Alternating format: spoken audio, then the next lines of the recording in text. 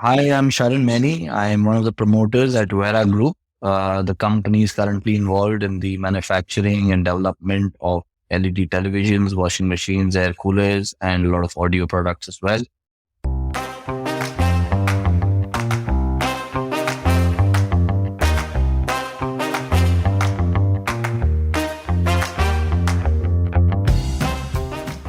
While most of us assume that a lot of electronic appliances and gadgets we use on a daily basis are made in China, television is one category that actually has a robust supply chain in India. And in this episode, your host Akshay Dutt talks to one of the major television manufacturers in India. Veira Group is an original device manufacturer, which means that they design and manufacture televisions for other brands. The television in your living room may have a brand of a Korean or an American company, but it may actually be manufactured by Veira Group. Sharan Maini is from the second generation of the Veira Group promoters, taking forward his father's legacy in manufacturing televisions. He talks about the journey of the group from making 10 radio sets a day to today manufacturing thousands of televisions a day. Stay tuned and subscribe to the Founder Thesis podcast to learn about how entrepreneurs are making in India and selling to the world.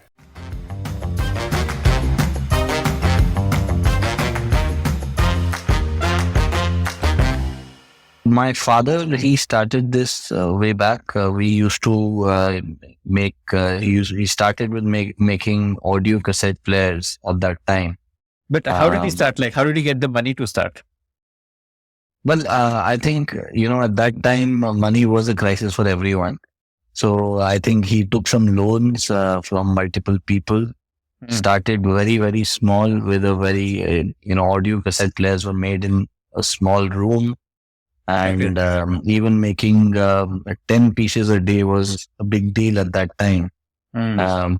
So, yeah, it started that time. And So that must have been like a assembly setup. Like he would buy components, assemble and sell. yes. It would be complete assemblies.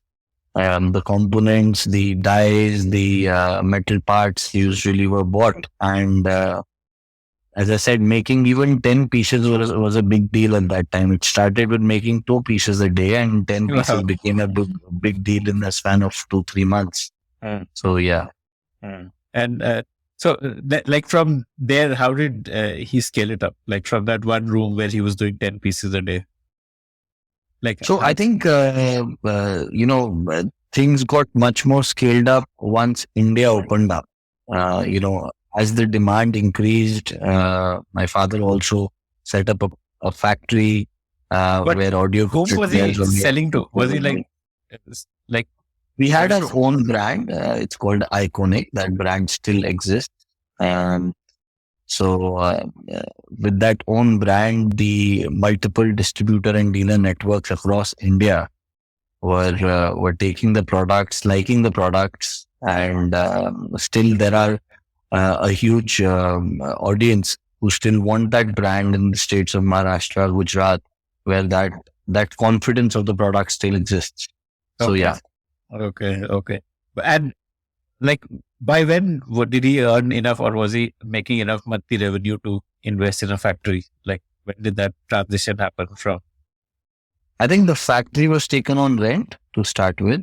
On that time, there was a pagdi system, if you all know. So it was Yeah, taken sort of. on What is the rent. public Yeah, system? that is majorly, the rent is very, very less. So we took a factory in Karol Bagh at that time. Must But be, why is the rent less? know, So what is this pagdi system? Like, I'm not aware. I'm also not very aware. I just know the rent is very less and it goes on for years. It's majorly with very little rent. Factory was taken, and so we started making more from 2 to 10, from 10 to 20, reached up to 500. By 1990, when India opened up, the VCD and the DVD players had come in. The speaker segment had come in. The technologies kept changing. So my father was he used to like getting into new technologies. So by the time it came 1994, 1995, we were approximately making 2 to 3,000 DVD players a day.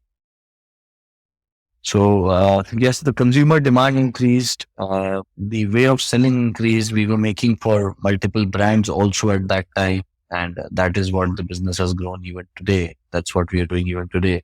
Then we got Which into making which was CRT the first televisions. brand that you got a deal with? Like That like time how it did used that to start? be a brand called Beltec, Yeah, okay. also an Indian brand. There was Beltec, there was Crown. These Yeah, were a few brands, right. few Indian brands who started. Um, so yeah, it started with that, and then we started making televisions, the big televisions. Okay, We from that became an same Karol Bagh factory only. no. Of course, we changed our factories from Karol Bagh. We went to Narayana. We had we took another plant in Narayana. Then we moved to a factory in Noida, and since then we've been adding our factories in Noida as a base itself. So started with a big television. I think CIT television was started by my brother, uh, and we became ODMs to hire and Intech at that time.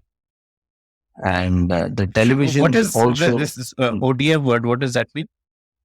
it means own design manufacturers. I mean, we are a design manufacturer. That means that we design the product, we make the product, and then we send the design of the entire product. And we not only design the product, we also manufacture it and give it to separate brands. Okay. So a brand can outsource the manufacturing of that and they can just focus on marketing. So like Hire will just Yes, focus yes, on marketing and you are taking care of the actual product being available for selling. yes. Hmm. Okay. Okay. Got it. Okay. Okay. So you were telling me you got into TVs. Hire was also into CRT, is it? Like, Yeah, I think not only high, multiple brands, more than 10 to 12 brands were on CRT, were in CRTs. I think most of the brands doing LED TVs were in CRTs at one time.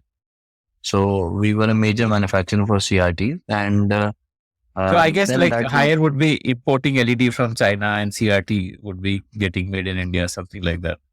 not sure about that, how they were doing LEDs. But majorly, as I said, multiple brands were buying CRT televisions from us, and then that moved to LED TVs, um, and the scale kept increasing. The Indian consumers' demands kept increasing. Indian manufacturing kept increasing with the support of the government, and now that has scaled up to televisions, washing machines, air coolers, speakers. Yeah. So by the time you joined, what was the scale? Like, what was the size of the factory, or what was the number of like daily manufacturing capacity, and some of those things? Tell me about. Um, uh, I think I joined in 2007. At that time, LED TVs had not come in. It was majorly CRT TVs, but CRT TVs were already at a big scale. We were doing approximately 2 to 3,000 CRT TVs a day, approximately 1 to 2,000 DVD players or audio players a day. But the major point is that CRT was more of an Indian product. It wasn't an international product. Internationally, the world had moved to LED televisions even at that time. So the international products like televisions, like home theater systems, these came in much later by 2009, 2010. Okay. So, like, tell me your own journey at Veira Group. Like, when you started, what were you doing? And, subsequently, what are the ways in which you contributed to its growth? Right. I started at a time when, there was a lot of transition in technology happening, especially in the visual zone. TVs were turning into a USB player, and that cable TV journey was finishing. Tata Skies were coming in. USB was the new thing. So the way of watching, watching anything was changing. So it was very important to quickly adapt. Otherwise, you would rather in the technology segment die very soon. So the adaptation is majorly what I brought on, and what actually the company could do very well, which is why we are, I would say, surviving. So the adaptation of the USB technology, the adaptation of a smart television, the smart adaptation of Wi-Fi, the adaptation of internet, which is the big thing now. Finally, the OTT. So this adaptation that has been happening very very quickly is what Vera has been doing. As I said, we are a design manufacturer. We really focus on R&Ds. We have our R&D centers across the world now. So so we focus on R&Ds in all the products. So changing as per the market, changing as per the demands, and changing as per the worldwide technology is what I would say the major part of the journey has been. So it is still going on very fast and very quickly. So just adaptation is I would say one part of it. Second part, of course, is India has been changing. The consumer demands have been changing. The governments have been changing, and the world has been changing very rapidly. To keep pace with that, in especially in the manufacturing, is what is very very important, and that is what I think Vera has been able to do. Okay. Okay. Um, who decides that this is what we should design? Well, before the how, like how to design something, you need to decide what you want to design. So how does that decision happen on what you want to design? Is it led by customer, the brand that you're manufacturing for? Do they ask you that we want this kind of a TV, or how does that happen?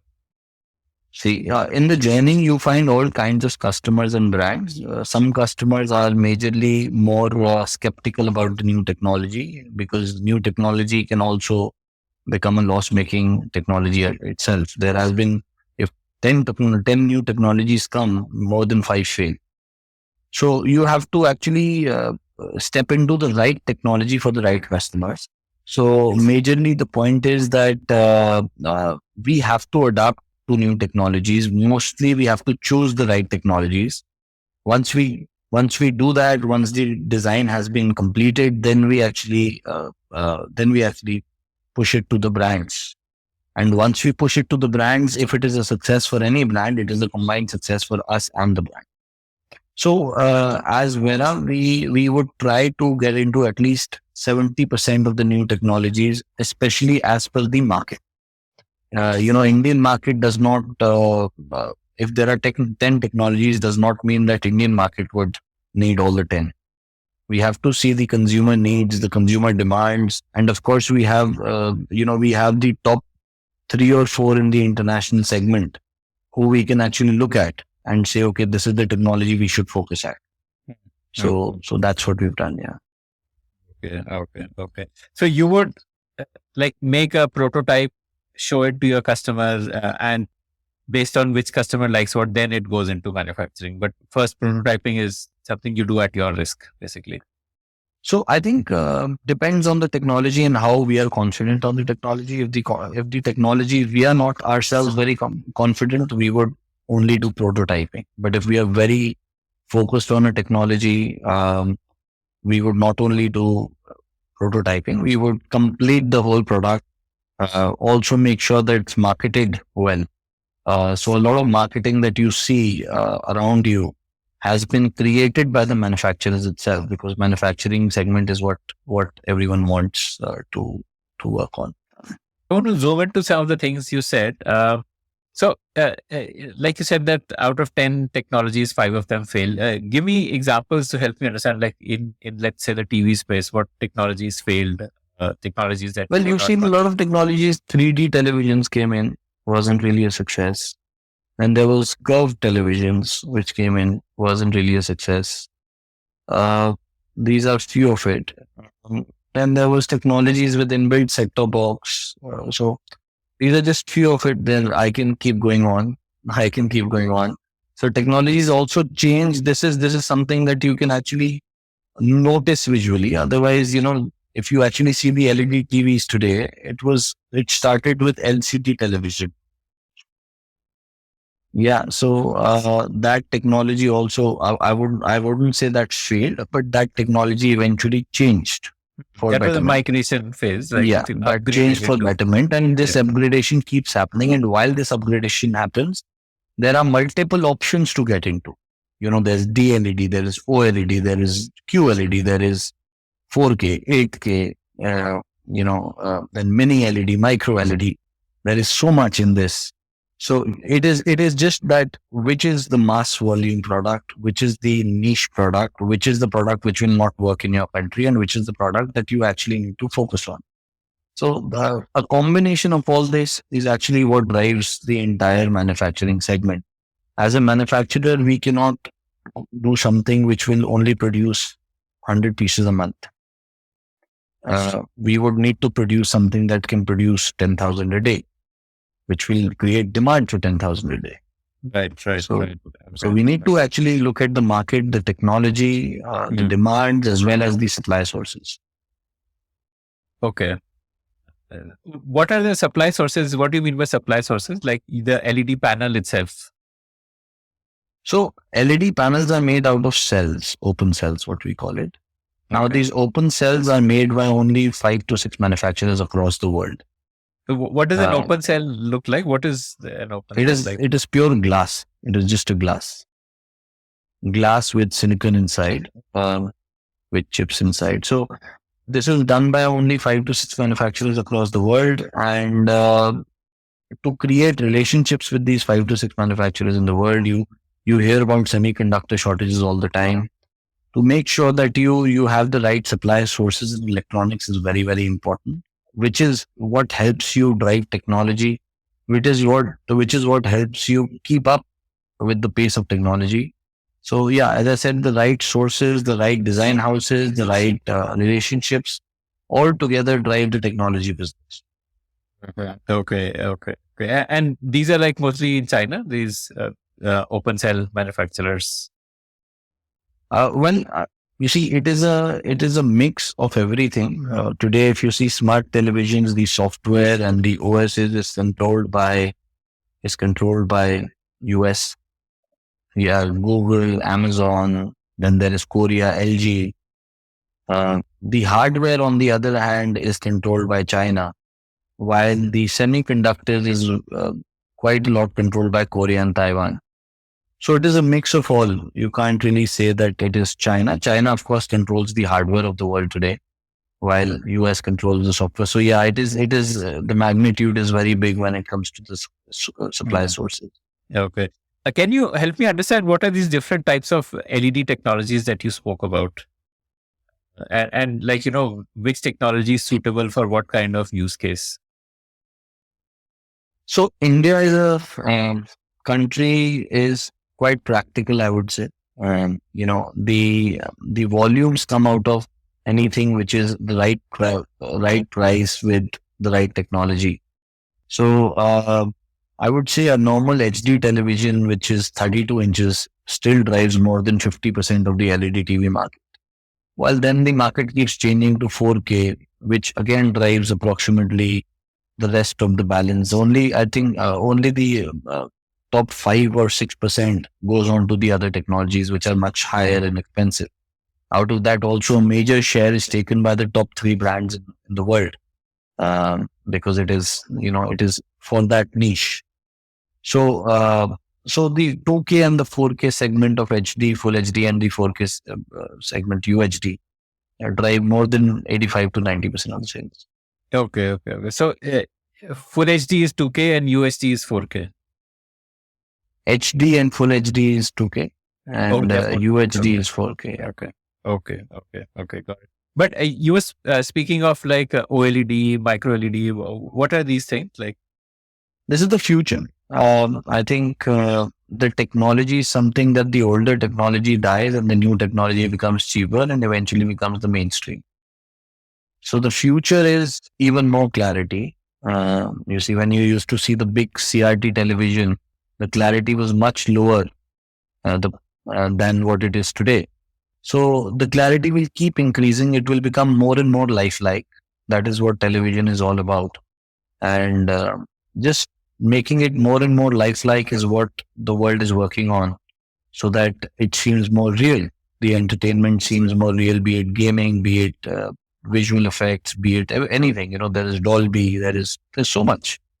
So making the sound picture more lifelike, as well as creating new content and providing it to the customer, is what this whole industry is about, which is the entertainment industry as well as the televisions. So that is what it is, and what it was. I mean, that's what is. This is basically the future that we're working on. So, I'm a little bit of a tech nerd. Can you, from a technical point of view, help me understand what is LED technology, what is OLED technology, OLED, in terms of how they are made? And because you are sparing the R&D, so I'm sure no one better than you to explain it. So, see, LED technology is basically, you are emitting light on a glass, which is the main technology here. Which glass creates the picture, which has inbuilt chips and inbuilt silicons, which create the picture as per the requirements or as per what the semiconductors create. So that is the visual effect. Till now, the backlights, which is the light behind the glass, is what creates that picture that you see. But very soon, the glass silicon in itself the glass is able to change that backlight into different colors and so on. That's what's happening. Yes, Okay. yes, Okay. exactly. But very soon, you see the big screens in the malls or in the across the roads, where there are very little small lights called the LED lights creating pictures, and you can see big billboards of those pictures. So very soon the technology is changing to very small LED lights in which no backlight or no glass is required. Those small chips and lights will create your picture. So the smaller it gets, the more real it becomes. So that is what is called the pixel. So when we say 2K means 2000 pixels. Right. So that is how it is. And what is this technology called in which the light is inside the glass itself? It's called micro LED. Okay. And what is OLED?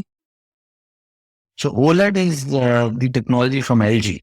LG has created this technology where every color is even more enhanced and black is blacker. When it's black color, it will feel like the TV is off. So that is the technology, and it is you don't need that also emits light on its own. Even the OLED, the glass emits light on its own, so you don't need a separate light behind. So that's why it's very slim, also very beautiful looking product. Okay. I think most premium smartphones use OLED. Yes, of course. So that is why you see the clarity of the phones today is beautiful. And how is OLED and mini LED different from a technical perspective? It's just two different technologies. As I said, the technologies keep changing, and maybe the same picture can have two different costs or better efficiency, longer hours. All these things are looked at. As I said, both these technologies are very new to actually find one. So yeah, so I mean, one thing is for sure that we will have better clarity in the near future, a more lifelike picture in the near future. We can't say which technology will be that. No, but they both sound the same. Like both of them have light inside the glass only instead of a backlight. What is the difference from? So the micro LED has no glass, right? Oh, there's no glass only. Okay. Micro LED is picture created from the PCB, while OLED is picture created from the glass. Okay. So I also remember hearing about plasma TVs, and at one point of time, there was a lot of hype. Today, I don't hear of it, but what was that plasma? So plasma television was also, basically the picture created through projector lights. You see the projectors. That was the projector used to create the light behind. There was obviously a glass, but projector itself has its own issues with the, if there is too much light, it will become dark. The clarities become an issue. So because of that, the technology overchanged over Mhm. time. Mhm. Okay. Got it. Okay. So, how does your R&D happen? You have it in-house, or you work with design agencies, or uh, how does that happen? Like, So it what's is actually a sudden? combination. It is actually a combination of R&Ds. As I said, that the glass manufacturers, which are the top five, have their own technologies. They are working on the picture in the glass. Then there is the PCBs. The PCBs, there are semiconductors. So everyone is working on maybe a specific technology. It is a combination of all these technologies. I would say Google is working on its software daily. So it is a combination of all these technologies which is actually given to the end product. What we are doing is we are localizing these technologies and at the same time making sure that the Indian consumer gets what they want. Um, uh, on top of that, in localization, also the cost effectiveness, the cost efficiencies is something that we are looking at. Lastly, there are a lot of licenses involved. There are a lot of, you cannot actually work with the top, uh, top firms without any licenses. They require their own licenses just to make sure that you are working with the right ethics in the country. Also, making sure there is no, um, you know, uh, mishandling of the technology.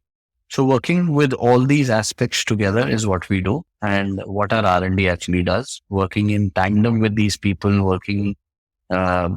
making sure the hardware and the software combine, all hardwares as well as all technologies put together is what the customer gets. It's the right product for the company. It's the right product for the consumer is what the R&D in India is actually done for.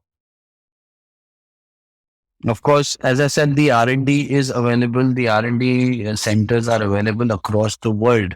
Um, and you need to have people around the world working for your company just to make sure that your technologies is well versed with the newer technologies, with the newer R&Ds that are coming in across by different segments.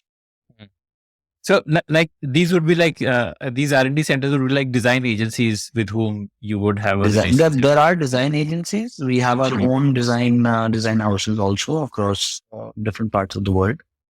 So yes, but there are design agencies. There are also I would say design houses created by few of these uh, major manufacturers or major technology hubs across the world. So yeah. So, as in, you have opened up design offices in other parts of the world where, like, you have set up an entity and employed people, and they are We doing design from that we have location. opened up in some places. We have collaborated in some places because to have this you need a lot of volumes to make sure that the R&D hub or the R&D center is able to survive. So that volume cannot be given by just one. It is a combination of the entire world that actually support them. Mhm. Okay. And what are these locations, and what is special about each of these locations? Every location has something special. You can get something new from everyone. You just have to hit the right button and they have to hit the right button. If you're part of that technology, it will do well for you. But as I said, the technologies keep failing, technologies keep coming. It Just is a list hit them and out. trial. Like, which It is a location? hit and trial. Like, could you list out like which location has what speciality? Like, I think you Well, have something in we all Kolkata. know What's Silicon Valley. We all know Hmm. Silicon Valley, or everything around us is smart today. That is the help of Silicon Valley. I mean, Okay. no two ways about that. We Okay. all know Taiwan. So Taiwan Silicon Valley is where you would have software. Like, that's where the software software, integration. some part of hardware, some part of software. Hardware integrates software in Silicon Valley. Also, integration is also there. Then there is Taiwan, Taipei, doing brilliant job in semiconductors, be it the cars, be it the electronics, be it anything what you use. Semiconductors is very, very important. Further, all this requires cheap labor. It requires great manufacturing efficiencies. Requires hardware to put in. Then is China. There is the finance hubs, which includes Singapore, Hong Kong, and finally we come back to our own country, having a brilliant market. Uh, uh, Consumers are different, requires localization. We need big sound. Indians love sound. We need picture to be more colorful. So every country is different. On top of that, our designs are different. We like things big. Worldwide people want things smaller. So it is a mix of everything. Okay. Got it. Okay. So when you localize the technology, then it would be like tweaking the color palette so that it's more vibrant and appealing to Indian consumers, and using more powerful speakers than what would be used in other countries and so on. As I said, localization, this is one part of it. Localization also involves making the TV smart as per India. Hotstar is the number one app for India, while Netflix is the number one app for the world. The content in India is very different. The apps in India is very different. The requirement of the Indians is very different. So picture sound is just one part of it. As the TV becomes smart, it is not just picture and sound you need to work on. You need to work on the consumer preferences. Yeah. Okay. So, okay, you spoke about customizing from a software perspective. I want to understand, do you have, like, do you just use, like, say, Android and with minor changes, or do you do like a very, very unique version of Android, or like, and Android is just one example. It could be like, say, the Amazon Fire TV platform and So so today on. there are multiple technologies available. There is obviously Google's Android, which everyone knows about. LG has its own server called WebOS. Every LG TV that you take is WebOS. Samsung has its Tizen. These are all OSs across the world. But Then this WebOS and Tizen would be exclusive to their devices, right? You would not be. no. Nothing is exclusive. As I said, that no design house can work individually. Not possible. The expense is so big that you need the worldwide infrastructure and the worldwide audience to work with it.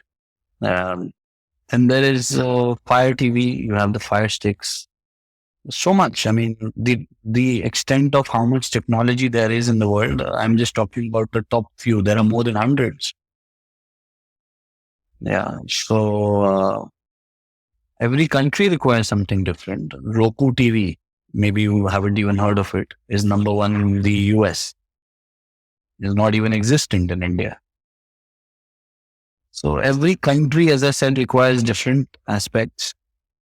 Every day there is a new application being launched, which becomes you just need one good web series and your application is number one. You need to make sure that your product has it. Otherwise, your customer will call you and say, okay, this is useless. How do I watch that? So television has become more of a personalized product. Every customer is different. You need to make sure that your product can, at least make sure that you can get the maximum audience. Okay. So you're saying that you would find WebOS in other brands of TVs also, not just in LG, like the other Yes, companies. of course. Okay. Yes. Okay. So this software layer, doesn't the brand control it themselves, or that is also something which you only make the software layer? Well, the brand, obviously, if LG is doing WebOS, then it will create a differentiation point for itself. Of course, we know that. But Android TV, on the other hand, is also might be different for different brands. But the multiple aspects, the overall basics of the television is the same for a certain OS. So the basics remain the same. You can tweak a little. So every brand tweaks a little. No, but some might have something good for them, or Yeah. they do the tweaking. Yeah. It depends. It depends on the brand. If the brand has its own R&D, why not? Even they can do it. It depends on the brand itself. Yeah. Okay. What do you manufacture? What's your current capacity? TVs? We currently can produce approximately 10,000 televisions in a day. Um, we are currently using approximately 70% of that capacity. Mm. Okay. Okay. And your none of these TVs are with your brand name. This is all like ODM business, basically. Majorly, yes. Majorly, yes. Okay. Okay. Okay. So, why don't you launch your own brand also? Like, because you are designing, you are customizing software, you understand consumers, you understand what will sell. So, I mean, why not just, like it be as easy as launching a brand using Amazon and Flipkart? I think what I can do, they can't do. What they can do, I can't do. They do branding much better than we do. We might do manufacturing much better than they do. So it is a focus point, I would say. And eventually, only if I treat these brands as my own brands, would I be able to prove justice to them. So this is the major point. I mean, I think generally this is the evolution, right? Most people who are doing contract manufacturing eventually start by launching their own brand also, like, or acquiring a brand and then making it there, like say Foxconn, like a lot of these Chinese players had started like that and then they launched their own brands. You don't think that journey will be the same for you? Like, Not necessarily. I mean, the biggest of the ODMs today are still not launching their own brand. And there is Winstron making Apple phones. There is Foxconn, as you said, is still the biggest, one of the biggest ODMs across the world. So not necessarily. I mean, there are examples where the brands have, they have converted into brands, but they might have their own reasons at that time. But not necessarily. I mean, of course, you can continue being an ODM. It is just a growth, how your growth turns out to be. If your customers grow with you together, then you don't mind continuing the same aspect, how it is. mm-hmm. Okay. Got it. Okay. And, what is the kind of revenues that you do currently? And So what is the currently, contribution of different business units to that revenue? so overall, the business is growing. I mean, the past 2 to 3 years, the business has grown well. As you have more capacities, your revenues also increase.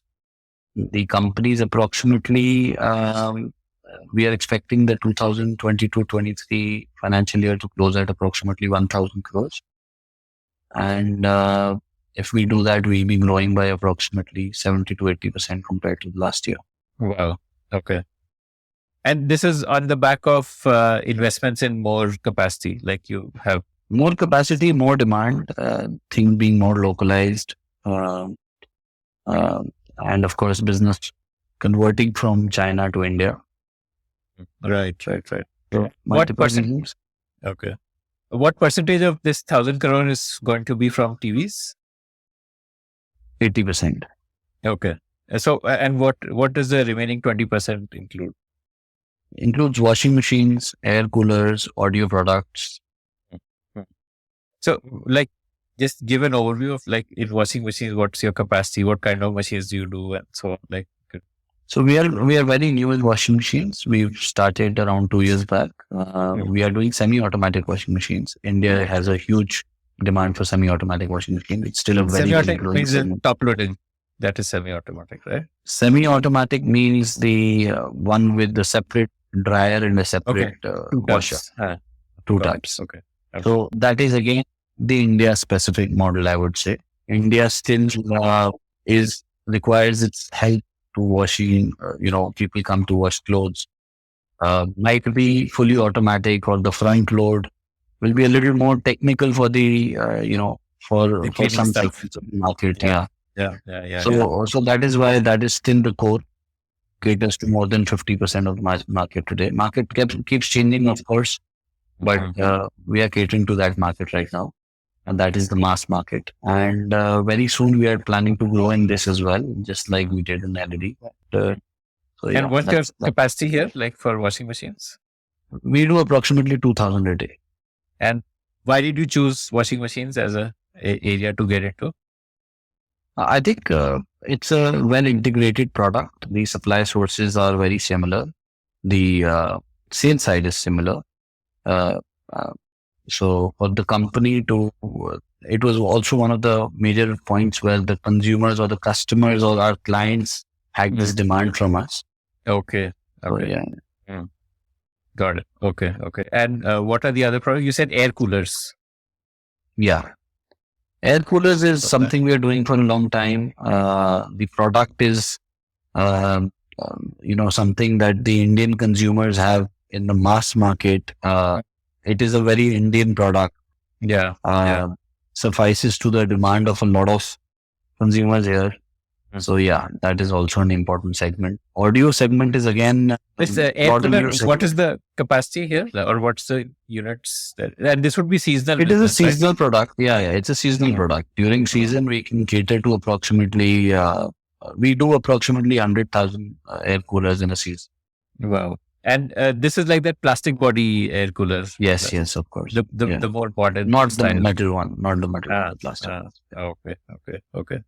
So this again gives you volumes in that specific season. Hence, it made sense to get. Well, I think you see, manufacturing has to be continuous. Post Diwali, the television segment decreases. The Indian consumers have spent a lot on Diwali. You usually see that thing happening. So the revenues have to come from some segment or the other, which is where the air cooler segment comes in.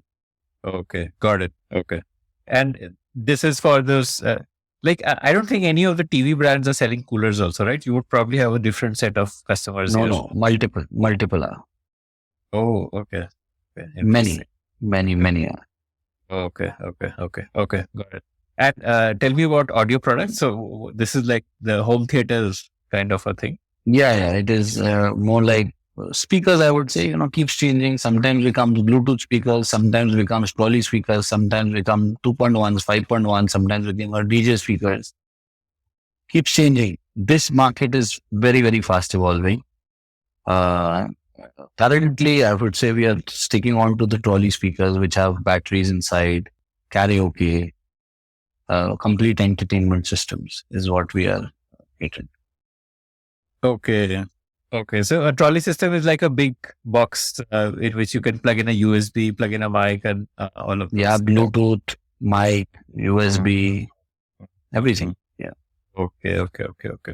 And what is the numbers there? Like, I think the numbers are quite small there. As I said, that this segment is more niche. Yeah, trolley is not a mass market product. Yeah, it's a very niche product. We enjoy this product. We enjoy selling this product, and we've got a lot of appreciation on these products ever since we've been doing them.